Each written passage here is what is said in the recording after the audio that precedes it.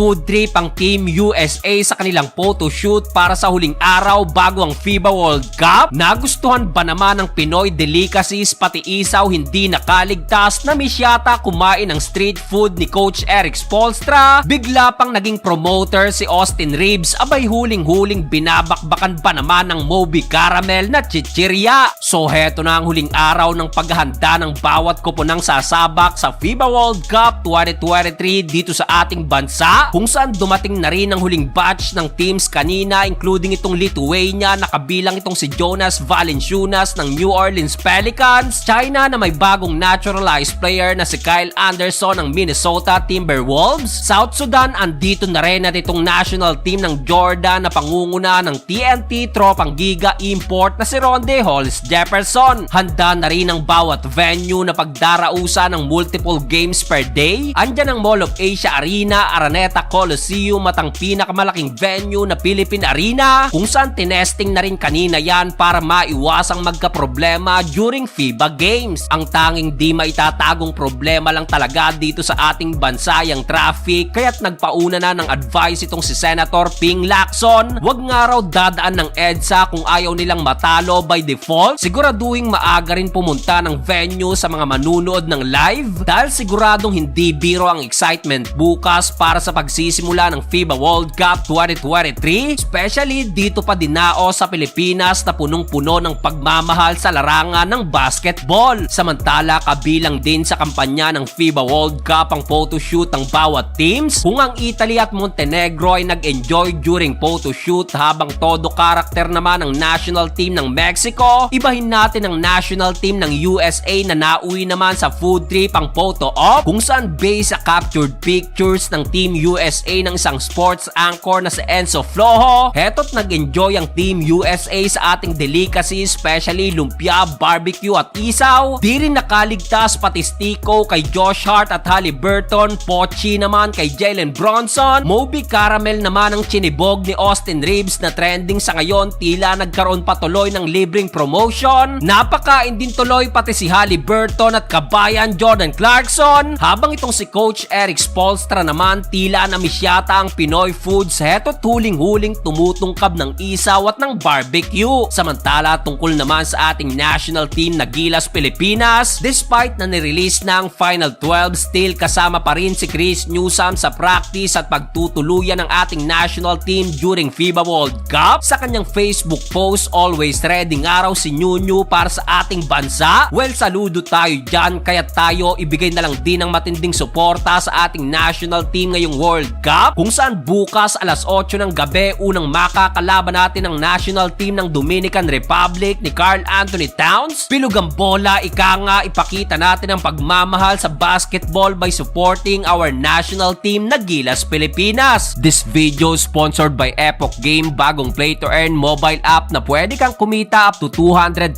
pesos every month. Mas pinaraming choice of games na napakadaling laruin, including itong Color Game at Dragon Tiger. Mas pinadali pa at pinabilis ang cash in at cash out through GCash, at through commission naman tulad ng sabi natin, maaari kang kumita ng 10,000 hanggang 200,000 pesos every month. Kaya ano pang hinihintay nyo mga bro? Nasa comment section ang link, gamitin ang ating referral ID at i-download na itong Epoch Game.